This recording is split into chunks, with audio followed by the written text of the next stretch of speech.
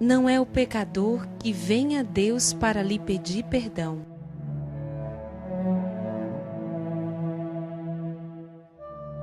Mas é o próprio Deus que corre atrás do pecador e que o faz retornar.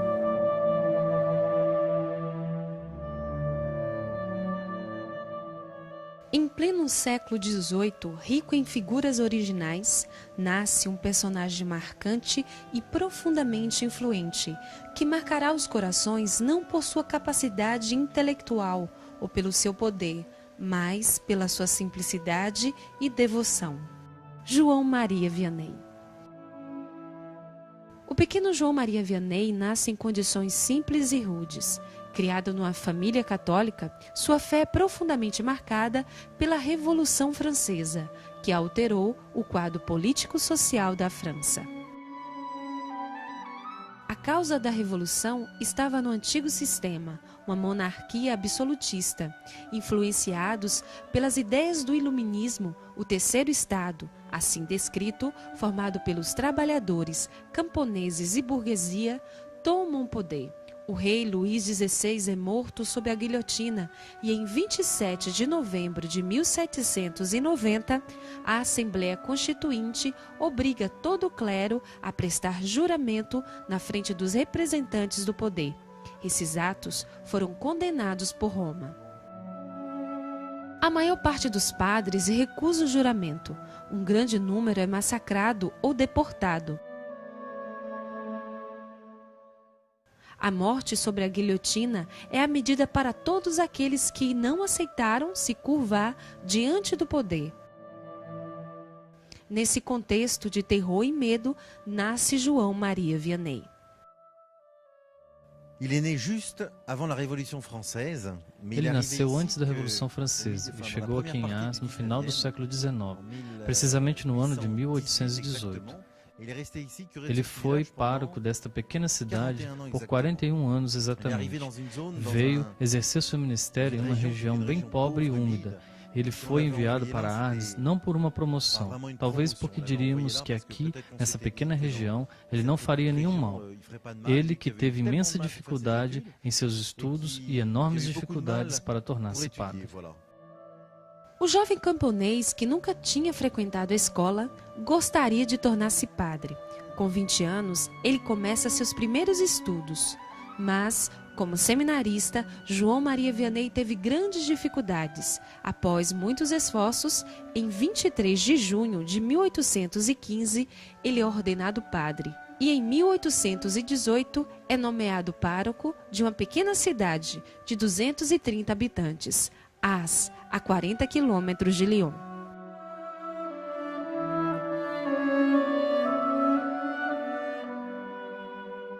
Uma alma pura, dizia ele, tem todo o poder sobre o bom Deus. Não é mais ela que faz a vontade de Deus, mas Deus que faz a sua.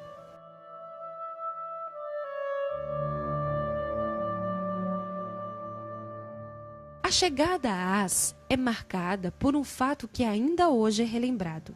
Em dificuldades para encontrar a pequena cidade, perdida entre os campos e a neve, João Maria Vianney encontra um pequeno garoto que lhe pergunta: "O senhor é o novo pároco de Ars?" João Maria Vianney responde que sim e diz ao pequeno menino: "Se tu me mostrares o caminho a Ars, eu te mostrarei o caminho do céu."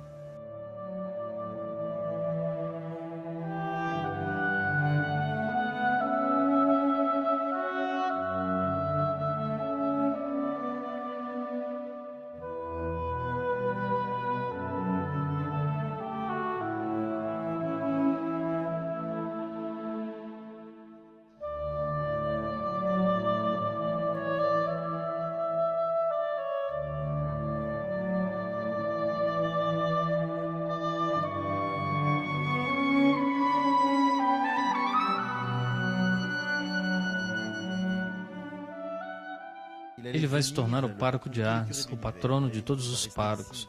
Ele que ficou 41 anos como pároco dessa pequena cidade perdida e aos poucos começou a transformar esta paróquia. As pessoas foram verdadeiramente tocadas pelo seu testemunho de vida pessoal.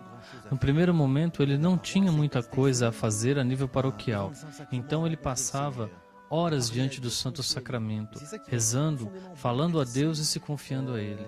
E esse testemunho tocou os habitantes, que vinham aos poucos para ver o que esse simples pároco podia falar do bom Deus, como ele costumava chamar. E eles foram sendo profundamente tocados pelo seu testemunho, e aos poucos ele os ensinou a falar com Deus, e como amá-lo e como acolher seu amor. E aos poucos as multidões começaram a vir.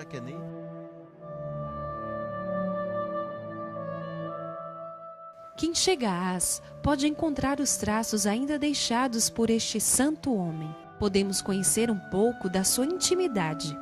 A casa de João Maria Vianney expõe a todos aqueles que desejam conhecer um pouco mais da sua vida. Objetos de uso cotidiano, o quarto do santo com seus objetos pessoais, imagens de santos de sua devoção, paramentos usados por ele. Dentro da pequena casa, ao lado da igreja, podemos imaginar a vida de simplicidade e devoção que ele viveu.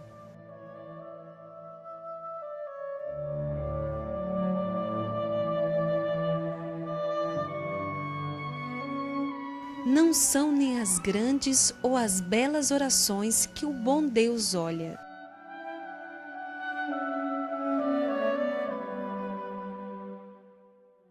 Mas sim aquelas que são do fundo do coração, aquelas que são feitas com o desejo de respeitar e agradar a Deus.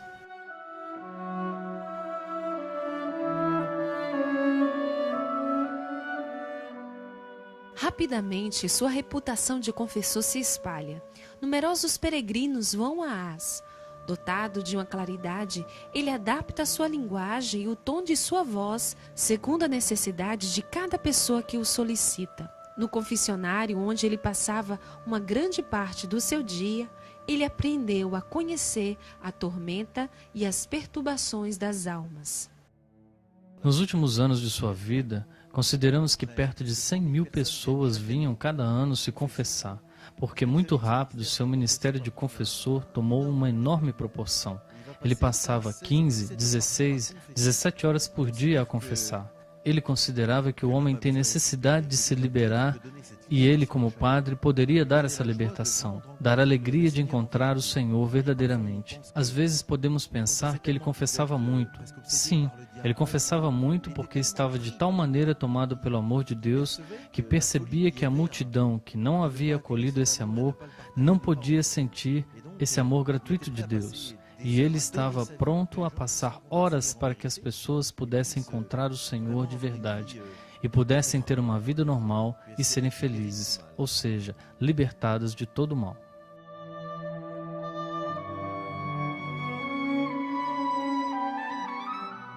É o Padre que continua a obra de redenção sobre a terra.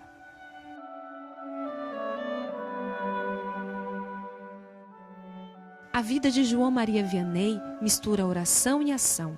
Ele restaura e aumenta a pequena igreja, funda um orfanato para acolher os mais pobres. Suas homilias falam sobretudo da bondade e da misericórdia de Deus.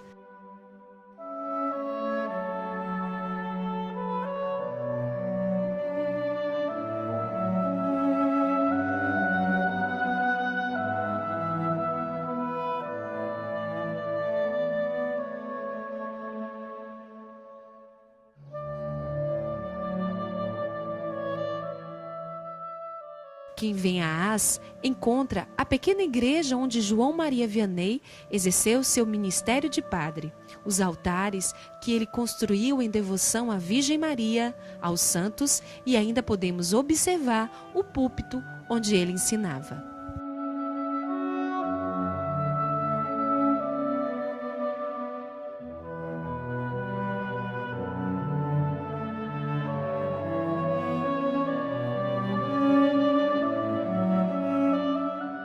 Na primeira construção que vemos hoje, podemos observar a grande basílica, mas a pequena igreja, que é a pequena parte que podemos ver até o sino, essa é verdadeiramente a primeira igreja da época de São João Maria Vianney. Quando ele chegou, ela era ainda menor. Foi ele que construiu o sino e todas as capelas.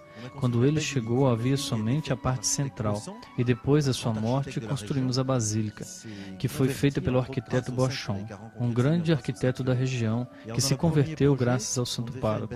Ele encontrou o Senhor graças a ele. E o primeiro projeto, logo após sua morte, foi de fazer uma basílica um pouco maior e retirar a pequena igreja para continuar a grande basílica. Mas, finalmente, os habitantes de Ars fizeram uma solicitação para deixar a pequena basílica do santo pároco. Finalmente, as duas construções estão uma ao lado da outra. É muito tocante, pois nós conservamos a igreja do santo, onde ele rezava, confessava e celebrava a missa. E justo atrás tem a basílica que acolhe seu coração, que se conserva intacto dentro da basílica. É impossível contar os prodígios que foram realizados pela intercessão de João Maria Vianney. Homens da igreja, políticos, todos fazem apelo à sua oração e ao conselho e à profecia do santo de Ars. O cura d'Ars ensinava que nesse mundo precisamos combater e somente na eternidade teremos a graça de repousar.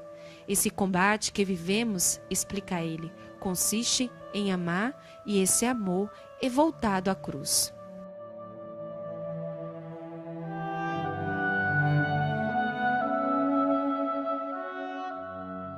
Depois de um trabalho colossal e extremamente cansativo, e após dolorosas doenças, o cura d'Ars morre no dia 4 de outubro de 1859, com a idade de 73 anos.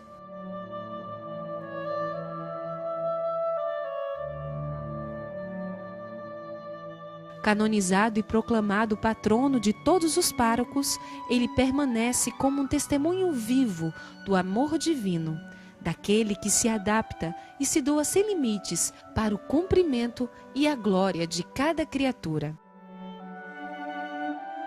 João Maria Vianney marcará os corações pela sua simplicidade e pela sua ternura.